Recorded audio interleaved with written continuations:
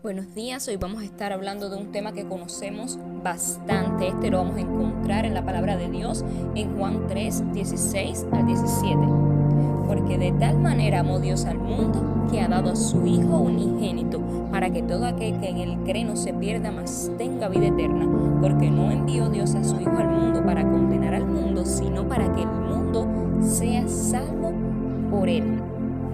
Yo le puse como tema la mejor historia de amor. Siempre tenemos algo por lo cual agradecer, pues cada día es un regalo de Dios. Cada oportunidad que tenemos es un regalo de Dios. La familia, la salud, la paz en medio de tantos problemas.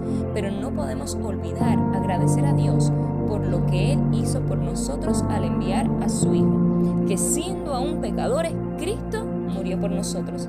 Esta es la historia de amor más hermosa que nunca antes hemos escuchado. Esta historia de amor encierra en ella el perfecto amor de inteligencia y propósito de Dios, que es tan diferente al amor de nosotros, pues nosotros amamos con un amor de afecto y amistad que da gusto, y esa es la diferencia entre el amor de Dios y el nuestro. Él tiene un propósito independientemente del gusto, y nosotros tenemos solo un gusto.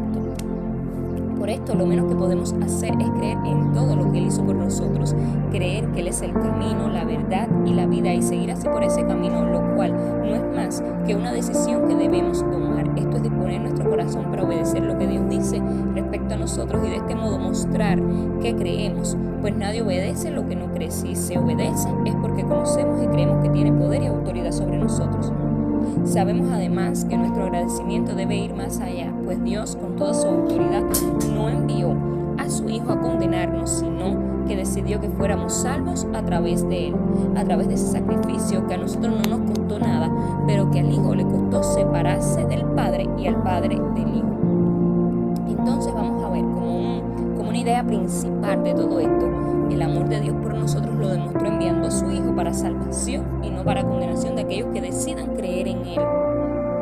Y entonces, separando como un primer aspecto, a ver aquí, vamos a ver que Dios mostró su amor por nosotros enviando a su Hijo. La mayor demostración de amor que hemos recibido ha venido de parte de Dios, nuestro Padre Celestial. Él dio lo que nunca nadie ni siquiera pensaría.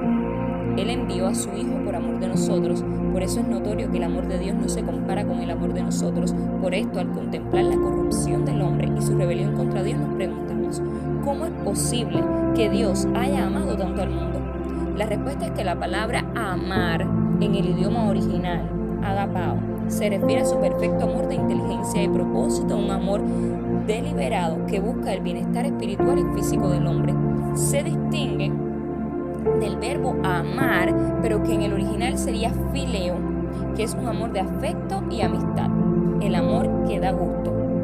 Entonces estos dos verbos se usan, uno en Juan 11:3 y el otro en Juan 11:5. Para nosotros es el mismo verbo amar, pero en el original se distingue como agapao y fileo. Entonces vamos a ver, en 11:3 dice, enviaron pues las hermanas para decir a Jesús, Señor, he aquí, el que amas está enfermo. El que amas es fileo. Pero dice, amaba Jesús a Marta, a su hermana y a Lázaro, agapao. Dios ama agapao a todos, aún a sus peores enemigos, y requiere que hagamos lo mismo. Dice aquí, pero yo os digo, amad a vuestros enemigos, bendecid a los que os maldicen, haced bien a los que os aborrecen y orad por los que os ultrajan y os persiguen, para que seáis hijos de vuestro Padre que está en los cielos, que hace salir su sol sobre malos y buenos, que hace llover sobre justos e injustos. Porque si amáis a los que os aman, ¿qué recompensa tendréis? ¿No hacen también lo mismo los publicanos? Y si saludáis a vuestros hermanos solamente, ¿qué hacéis de más? ¿No hacen también así los gentiles? Sed pues vosotros perfectos, como vuestro Padre que está en los cielos es perfecto. Entonces, la demostración de amor de parte del Padre ya está hecha. Ahora falta la decisión de nosotros, y es que el que decide creer, Dios le ha dado la oportunidad de ser salvos. Dios hizo ya la mayor parte, pero nosotros también tenemos parte aquí en lo que es decidir, porque ya eso Él no puede hacerlo por nosotros, porque Él quiere que creamos y lo aceptemos por amor. Y si Él toma la decisión por nosotros, entonces creeremos y lo aceptaremos por obligación. Su palabra dice que somos libres, por tanto, yo creo que soy libre. Dice Romanos 7:6.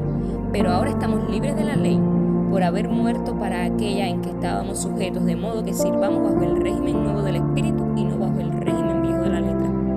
Y esa misma libertad nos lleva a ser voluntariamente esclavos de Cristo, porque el que en el Señor fue llamado siendo esclavo, liberto es del Señor. Asimismo, el que fue llamado siendo libre, esclavo es de Cristo. Pero vamos a ver más de lo que estamos haciendo cuando creemos, pues lo opuesto de creer no es dudar, sino desobedecer. Y vemos este ejemplo por la Biblia en Juan 3:36. Dice: el que cree en el Hijo tiene vida eterna, pero el que rehúsa creer en el Hijo no verá la vida, sino que la ira de Dios está sobre él. En la versión LVLA, esta palabra que la Reina Valera usa, que dice rehúsa, en la LVLA dice el que no obedece. Dice que la salvación que Dios provee es condicional. Dios provee la salvación y el hombre la acepta. El hombre no podía ni puede hacer lo que Dios ha hecho, proveer la salvación. Y Dios no puede hacer por el hombre lo que éste tiene que hacer por sí mismo, que es aceptar la salvación. La salvación es condicional. Todo aquel que en Él cree es todo aquel que le obedece, como dice el verso 36, el que cree en el Hijo tiene vida eterna, pero el que no obedece al Hijo no verá la vida, sino que la ira de Dios permanece sobre él. Esta es la versión LVLA. Por eso la palabra creer en este texto y en muchos otros significa obedecer. Toda la humanidad está dividida en solamente dos grupos: obedientes, que son los salvos, y desobedientes, que son los condenados.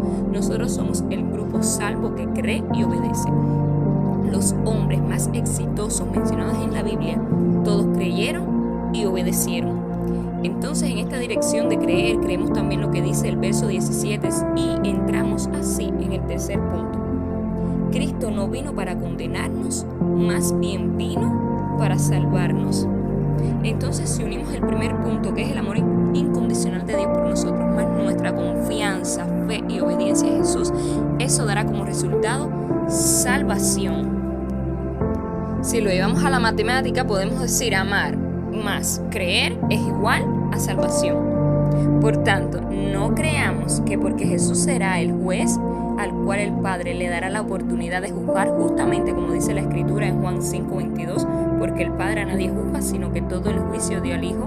No pensemos que anda con un hacha en la mano, pensando castigar, porque no es así. Él solo pedía que nos arrepintiéramos. Una y otra vez lo decía: arrepiéntanse, que el reino de Dios está cerca. Cuando Cristo vino al mundo, el hombre ya estaba condenado. La condenación del hombre se ilustra en las parábolas de la oveja perdida, la moneda perdida, el hijo pródigo. El pastor quería encontrar su oveja perdida, la mujer quería encontrar su moneda perdida, el padre quería que su hijo pródigo volviera. Dios es amor y no quiere que nadie perezca, sino que todos procedan al arrepentimiento. Dice 2 de Pedro 3:9, que vengan al conocimiento de su voluntad. Dice 1 de Timoteo 2:4, para ser salvos. Esta verdad merece mucha atención y énfasis. Ahora Cristo es nuestro Salvador. Actualmente Cristo no es el fiscal, sino nuestro abogado. Esto lo dice 1 de Juan 2:1. Desde luego, el juzgar estaba involucrado en la obra de Jesús en su primera venida, pero su propósito principal no era juzgar o condenar. Este texto refuta la idea de los judíos que esperaban que al venir el Mesías destruyera a los romanos. Recordemos que en ese entonces había un conflicto entre judíos y romanos. De hecho, los que están condenados se condenan solos, están muy enfermos, pero rehúsan dejar que el buen médico les sane. Pablo dijo a los judíos que rechazaban el evangelio: no os juzgáis dignos de la vida eterna. En Hechos 13:46, muchos juzgan a Cristo y el evangelio sin darse cuenta de que en realidad están juzgando o condenándose a sí mismos.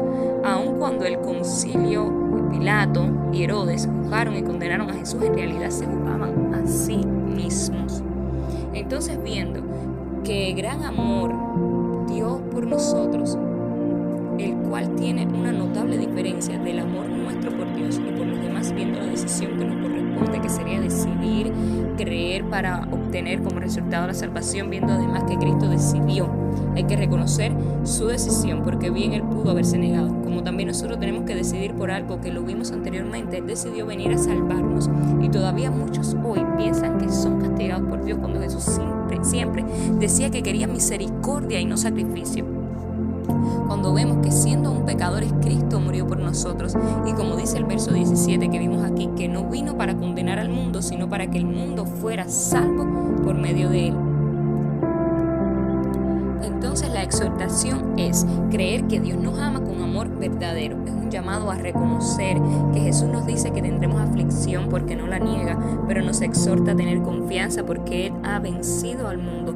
No estamos exentos a no sufrir ni padecer, pues como resultado del pecado todas estas aflicciones entraron junto al pecado. Pero no quiere decir que en medio de todo esto no veamos el amor de Dios por nosotros cuando Él envió a su único Hijo para que todo aquel que en Él cree no se pierda, mas tenga vida eterna. Esta es nuestra esperanza, sabiendo que, como dice 2 Corintios 4:17, porque esta leve tribulación momentánea produce en nosotros un cada vez más excelente y eterno peso de gloria.